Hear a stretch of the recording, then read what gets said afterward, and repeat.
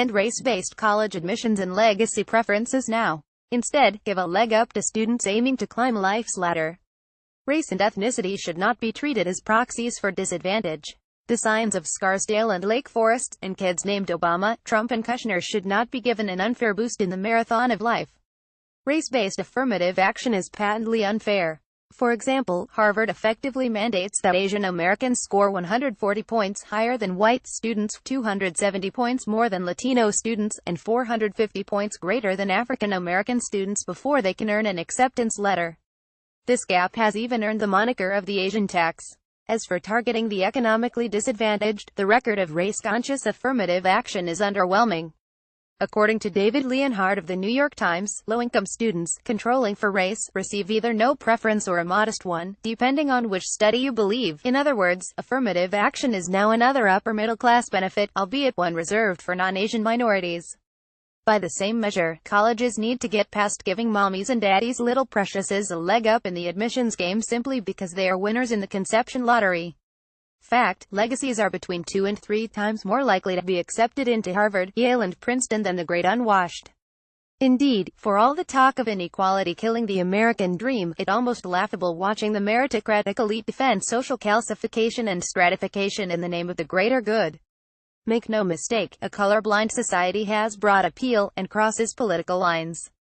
The bottom line is that fairness can play well with Americans.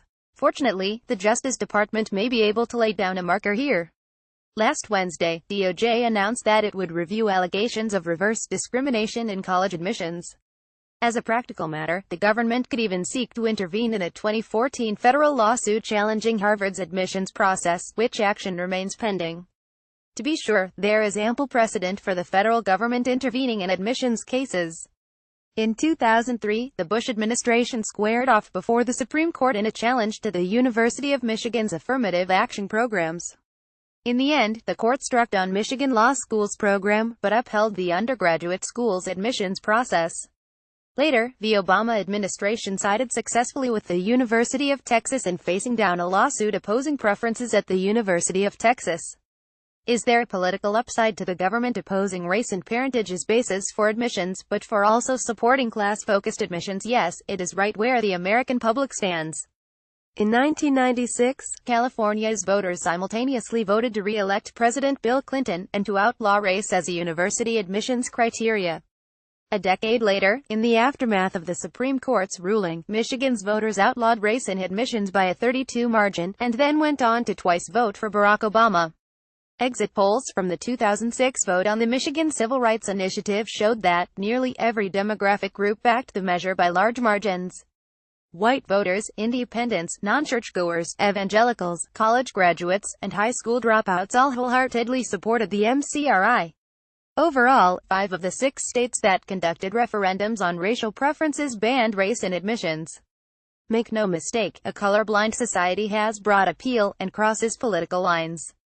A 2016 Gallup poll tells a similar story. 63% said that race should have no place in picking students, and a majority disapproved of bestowing little Sarah and Johnny a leg up because their parents were alums.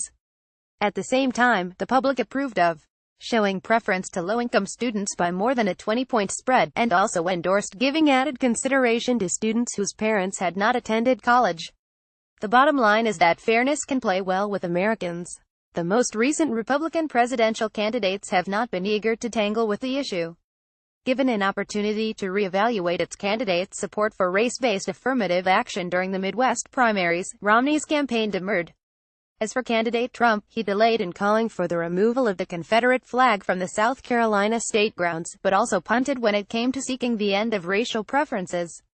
Asked by Fox News' Chris Wallace about where he stood on the issue, Trump replied, "I'm fine with it, but it's coming to a time when maybe we don't need it. That would be a wonderful thing. I don't think we need it so much anymore." So here we are. Affirmative action is with us again as a political issue. Perhaps we can reach a policy that reflects the national consensus, one that rewards drive and ability more than birth. Class-conscious college admissions. Why not? Lloyd Green was staff secretary to the George H.W. Bush campaign's Middle East Policy Group in 1988 and served in the Department of Justice between 1990 and 1992.